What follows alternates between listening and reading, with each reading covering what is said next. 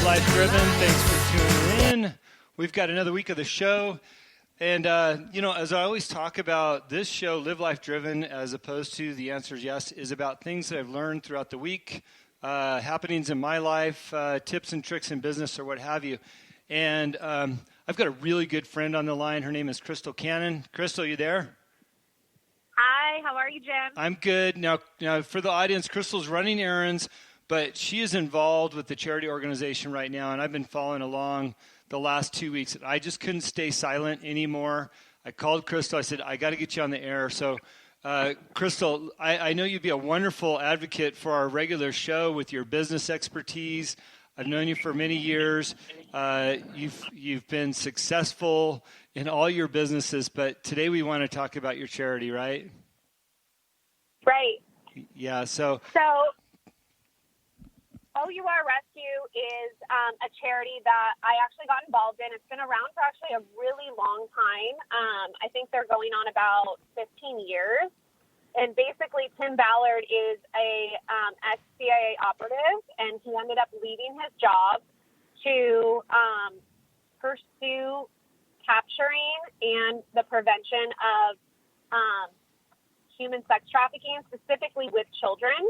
As this is like this is just like 10 million children are enslaved currently. It's more slavery today than there was when slavery was legal. Mm-hmm. So I actually just became aware of this charity in the last couple months with everything going on politically, and kind of the big news of, Epstein Island and Wayfair Gate and everything that's going on with that. I kind of did a deep dive into human trafficking, found out how many children are sex trafficked, found out that this is like basically the most lucrative and fastest growing criminal economic business that exists today, because when you sell drugs, you just sell the drugs once and someone uses them and then they're gone.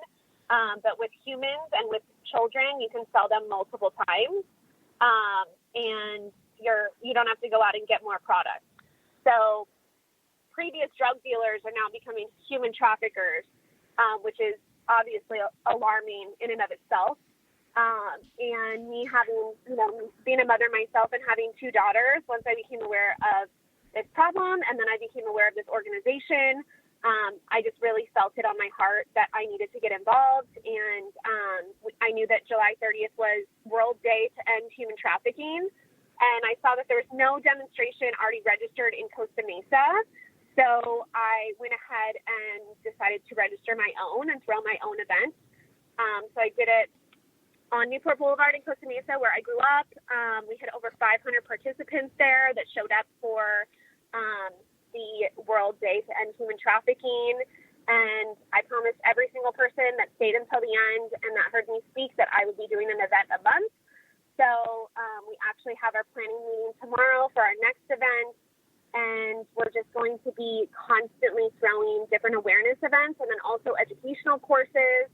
And then something that's near and dear to my heart is they have an aftercare program for the survivors of human trafficking. So the kids that they actually are rescuing, obviously they are going to have a really tough time assimilating back into normal life, whether they were, enslaved for a year or for, 10 years of their lives.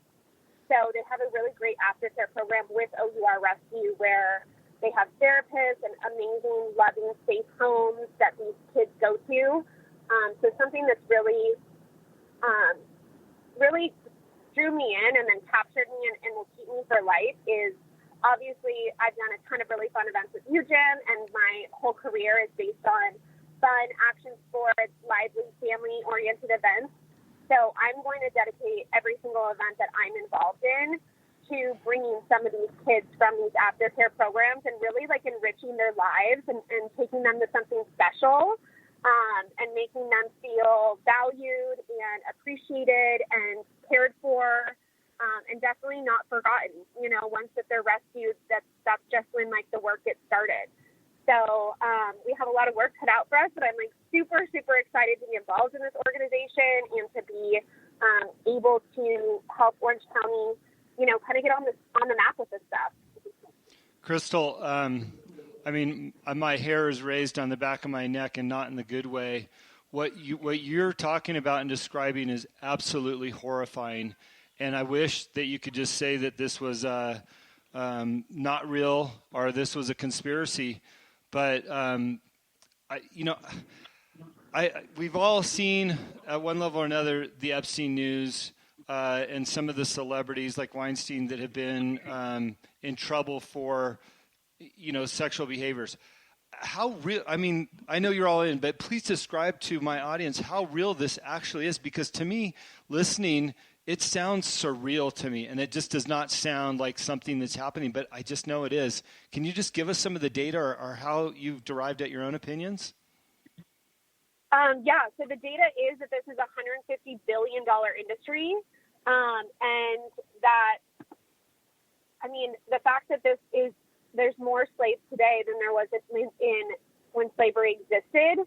I mean, we can imagine looking back at that time, if we lived during that time and how common and how accepted slavery was, that would be like these kids walking around. And I think there's a statistic, and I'll have to try to pull it up, but basically it was about Dallas Cowboys Stadium.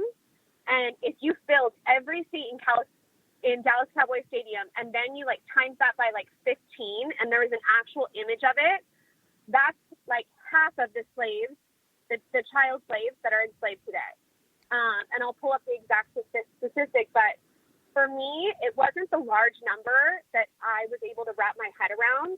It was the small numbers, and it was the small pictures that were just so grotesque. They were so disturbed and deranged that really got to me. I don't think that you have to be a mother or a brother or a sister or anything to just know, when you're staring down the face of evil and you're looking at something that is just so wrong to your core that it just rocks you. And I mean, I could get emotional, talking about the pictures that I've seen, and they're even on Facebook today, where all of us now with this new awareness are searching these people out and finding them and flagging these posts where children are just traded in modern day social networks, and Facebook and Instagram and Twitter are not flagging and disrupting this space with the aggressiveness that they do with other causes, or even just music licensing. Mm-hmm. So the things I've seen, I can't unsee. And the big number is overwhelming. It's hard to digest and comprehend. But the images of the few kids that I've seen are enough to change me for my whole life. Now, is this? I'm sure that this is a worldwide problem, but how bad is it in the United States, in the places that we all live and work? What really, really got to me was that the United States is the number one consumer and producer of child porn and child sexual abuse, which to me, as someone who is proud of my country, I'm someone who thinks that we live in the greatest place on earth, I was just literally beside myself. I could not believe that we are the number one consumer and also producer. So when we think of human trafficking, we think of human trafficking make sure, when you go overseas or when you're in third world countries that, you don't look like a tourist. You always know who you're with. You don't venture too far off the grid because somebody could capture you. I mean, I think we were all told this, at some point in our child or young adult lives.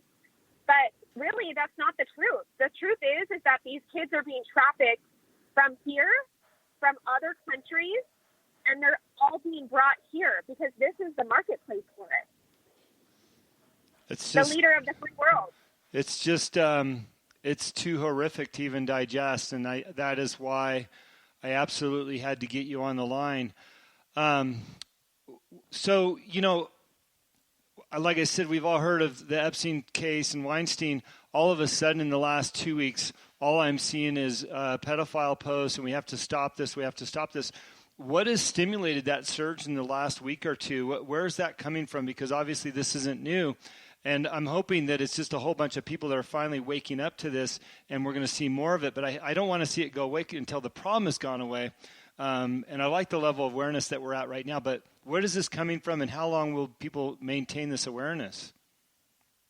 I mean, I hope that this awareness never goes away. I think that they pissed off the wrong group of people, and I think that first group of people is moms. Like, there is no angry mob like a group of women who have children who are set out to protect their children.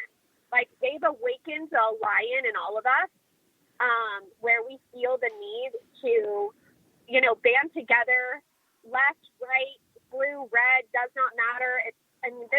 This industry sees no race, it sees no color, it sees no age.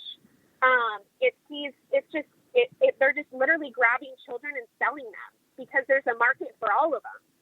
And I think that this awareness came because, honestly, I don't think that any of us, I know I can speak for myself. I always assumed that the penalties for pedophilia were extreme.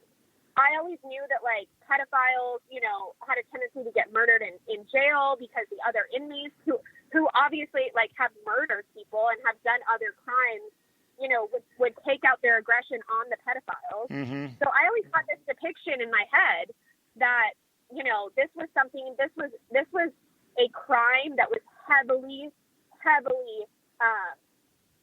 the judgment was heavily handed down to these people. And then when I actually looked into it, the current petition that I'm trying to get people to sign on my Instagram is a petition where actually each state has different rules about even registering pedophiles as sex offenders.